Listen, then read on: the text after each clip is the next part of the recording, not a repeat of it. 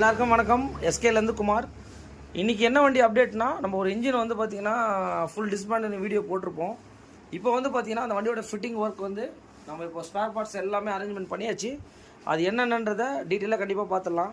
ஹெட்டில் வந்து பார்த்திங்கன்னா வால்வு கிட்டு, head seating சொல்லுவாங்க. இந்த மாதிரி எல்லா விதமான ஒர்க்கும் நம்ம பண்ணியிருக்கோம். பார்த்தீங்கனாலே தெரியும். நியூ சிலிண்டர் கிட்டுங்க. அது கூட வந்து பார்த்திங்கன்னா பிஸ்டன் உங்களுக்கு வந்துடும், பேக்கிங் வந்துடும், கிரிப் செட்டு, அதுக்கப்புறம் வந்து பார்த்தீங்கன்னா ஏர் ஃபில்ட்ரு. கண்டிப்பாக சொல்லிட்டாரு இந்த கஸ்டமர் கம்ப்ளீட்டாக பண்ணுங்கன்னு சொல்லிட்டாரு. அதனால் சென்ட்ரல் அச்சு, pressure plate, steel plate, clutch plate, game shaft, இது வந்து பார்த்தீங்கன்னா பழைசு புதுசு ஆயில் பம்பு, அப்புறம் கிராங்கில் வர பேரிங்கு. இது பார்த்தீங்கன்னாலே தெரியும் உங்களுக்கு. இது பழசு, இது வந்து புதுசு. அதுக்கப்புறம் வந்து பார்த்தீங்கன்னா டென்ஷனரு, பேடு, டைமிங் செயின் கிட்டு, மெயினாக கீருங்க. இந்த கியர் தான் வந்து பார்த்தீங்கன்னா கொஞ்சம் கிடைக்காம கொஞ்சம் டிலே ஆகிடுச்சு. கஸ்டமர்கிட்ட சொல்லியாச்சு, நம்ம ஆர்டர் போட்டுருவோம் சார் அப்படின்ட்டு. ஓகே அப்படின்ற மாதிரி சொல்லிட்டாரு.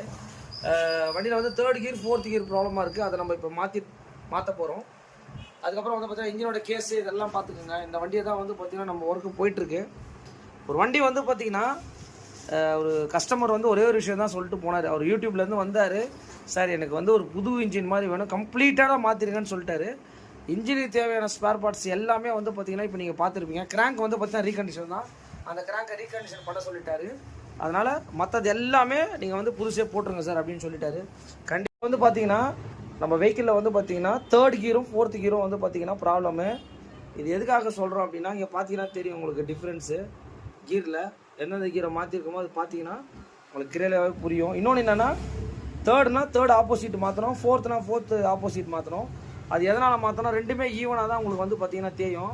அதனால தான் வந்து பார்த்தீங்கன்னா நம்ம ஈவனாக மாற்றணும்.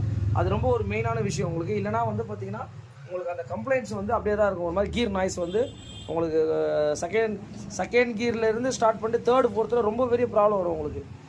இப்போ வந்து பார்த்தீங்கன்னா கீர் வந்து ஃபிட்டிங் பண்ணுறோம் பண்ணிவிட்டு இங்கே பாருங்கள்.